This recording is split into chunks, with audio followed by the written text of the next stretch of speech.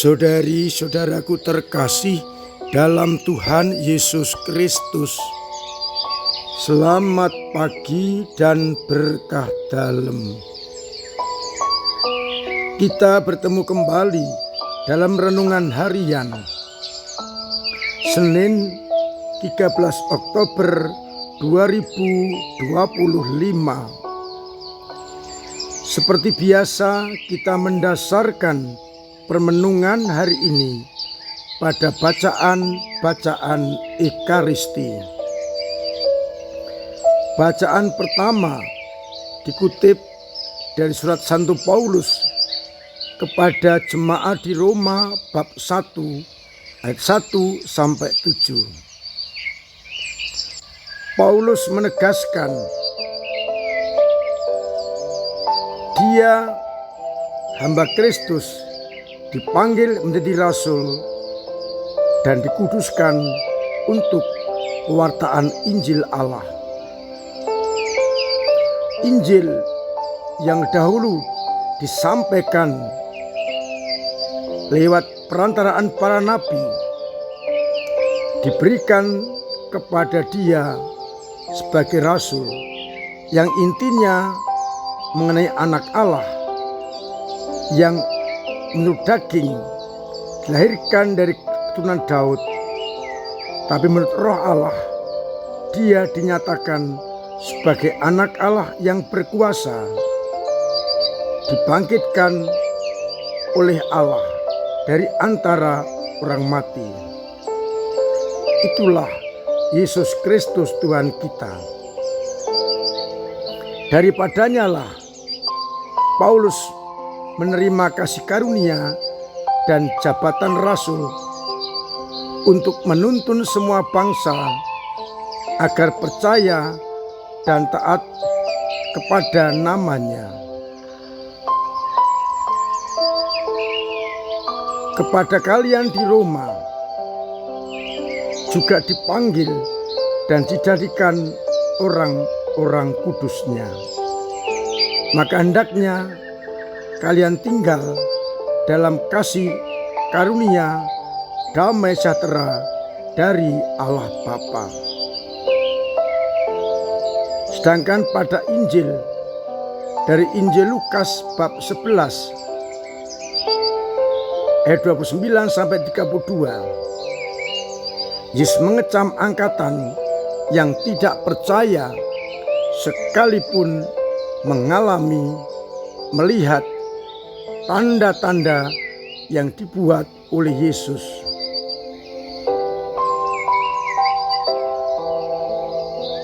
Angkatan ini akan dihakimi oleh Ratu dari Selatan dan juga orang-orang Niniwe, di mana Niniwe percaya akan pewartaan Yunus dan bertobat. Ratu Selatan mendengarkan hikmat Salomo dan mengakuinya. Yang ada di sini lebih besar dari baik Yunus maupun Ratu dari Selatan. Oleh karena itu, kalau ingin tanggungan lebih ringan, hendaklah kita benar-benar percaya kepada Dia yang diutus oleh Allah untuk datang tinggal di tengah-tengah kita dan menjadi penyelamat. Saudari-saudaraku terkasih dalam Kristus, kita diingatkan oleh Santo Paulus bahwa Yesus yang diwartakan oleh Paulus adalah Mesias, utusan Allah. Dialah Sang Penyelamat. Dialah yang membebaskan kita dari dosa-dosa. Dialah yang bangkit dari antara orang mati sebagai yang sulung. Maka hendaknya kita semua menerima Dia, menjadikan dasar dalam hidup kita, agar kita mendapatkan kasih karunia Allah. Dia diutus oleh Bapa untuk menyelamatkan kita. Tetapi tidak ada artinya kalau kita tidak menanggapinya. Maka ajakan Paulus harus kita wujud nyatakan. Kita menerima Dia sebagai jaminan keselamatan kita, agar akhirnya kita pun terbilang menjadi anak-anaknya. Dari bacaan Injil agak senada. Mengapa orang-orang dianggap lebih jahat dari kota Niniwe, dikecam oleh Yesus? Karena angkatan ini, angkatan jahat, ketika melihat, mendengar, mengalami karya-karya Yesus, mereka tidak percaya. Mereka tidak berubah. Mereka tetap pada pendiriannya. Yunus menjadi tanda bagi orang-orang Niniwe dengan pewartaan agar orang bertobat. Dan orang Niniwe yang percaya kepada Allah bertobat dan berbalik dari kejahatannya. Maka mereka diampuni. Yunus menjadi tanda bagi orang Niniwe. Ratu dari selatan terheran-heran ketika mendengar dan mengalami hikmat Salomo. Padahal anak manusia lebih besar daripada Salomo. Maka orang-orang yang mengalami, menyaksikan hikmat dari Allah lewat Yesus Kristus, hendaknya bertobat, mengambil disposisi yang tepat, menempatkan Yesus di atas segala-galanya. Orang-orang yang tidak percaya akan dihukum. Sekarang pun kita masih mengalami karya-karya Allah lewat Yesus Kristus yang kita alami lewat sesama, lewat peristiwa, lewat apapun juga yang menunjukkan itulah kuat kuasa Allah dalam Yesus Kristus. Namun apakah kita kemudian bertobat 100%, mengikuti Yesus dengan sungguh-sungguh, ataukah masih ada keraguan-raguan di dalamnya? Prakteknya, seringkali kita menduakan Yesus dalam hidup kita. Kita tidak sepenuhnya bertobat seperti orang-orang Niniwe. Baik hewan, manusia, maupun raja yang tertinggi pun bergabung bertobat tanda penyesalan, mengakui kembali Allah di dalam hidup mereka. Maka mereka mendapatkan kasih karunia Allah. Tetapi kita seringkali tetap hidup di dalam kejahatan kita, meskipun mengalami tanda-tanda yang jelas karya-karya Allah dalam hidup kita. Maka agar kita tetap dikasih seperti kota Niniwe, baiklah kita setelah melihat, mengalami, merasakan tanda-tanda karya Allah, kita bertobat, kembali menempatkan Allah di dalam hidup kita, dan Dialah pijakan pegangan, tumpuan hidup dan karya-karya kita, agar akhirnya kita pun dikasihi dan akhirnya boleh masuk dalam kerajaannya.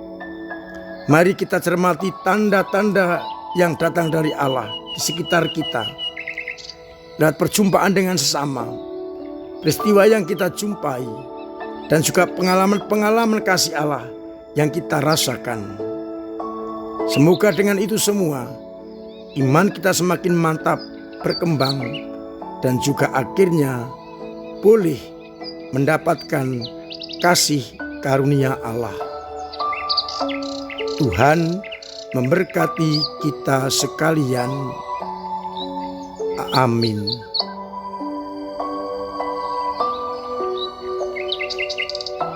Marilah kita berdoa. Bapa yang penuh kasih, kami bersyukur untuk sabda-Mu yang sungguh indah bagi kami, sekaligus memberikan pengharapan bagi kami untuk setia kepada-Mu. Semoga dengan mengalami tanda-tanda yang kami rasakan, kami semakin beriman, semakin kokoh kuat, mengakui Engkau sebagai penyelamat. Agar kami pun juga mengerti Engkau terus menyertai kami. Kuatkanlah iman kami yang kadang lemah, kadang jatuh, kadang mandek, bahkan kadang hilang. Semoga dengan bantuan dan berkat-Mu, iman kami terus bertumbuh, berkembang, dan menghasilkan buah-buah yang berlimpah.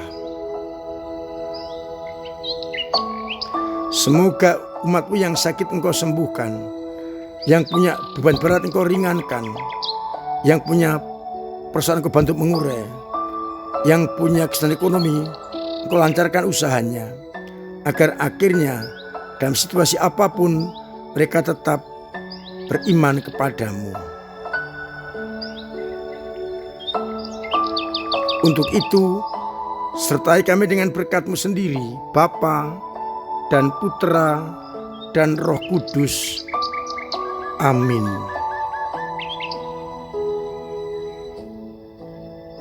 Saudara-saudaraku terkasih, tetap saya ajak, saya dorong untuk memiliki pola hidup yang sehat, agar kita terbebas dari segala mara bahaya dan segala penyakit.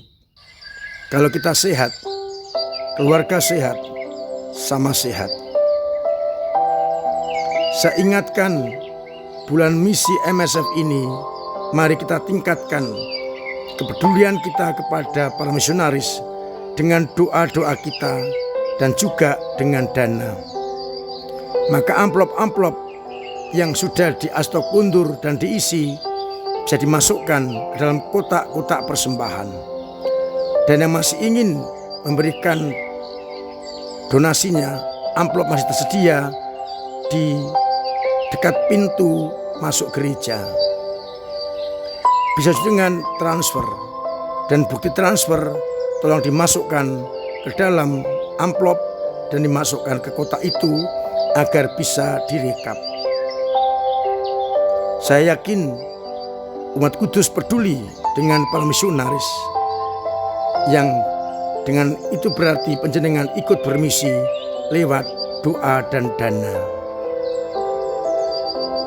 Terima kasih untuk peran serta panjenengan dalam gereja lewat doa-doanya, lewat pemberian diri, pemberian waktu, pemberian karya, pemberian tenaga, dan juga pemberian dana yang terus bisa mendorong gereja dalam mewartakan Injil maupun berbenah diri dalam berbagai situasi.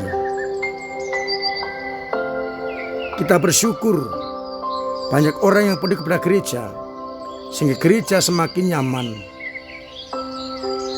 Harapannya kita akan lebih tenang, nyaman, beribadat di gereja dan berbagai macam acara. Saya mendorong umat untuk terus ikut ambil bagian dalam karya-karya gereja itu. Mudah-mudahan kita semakin berkenan kepada Allah, semakin Katolik dan semakin apostolik. Akhirnya saya mengucapkan selamat pagi, selamat merenungkan, salam sehat, Tuhan memberkati.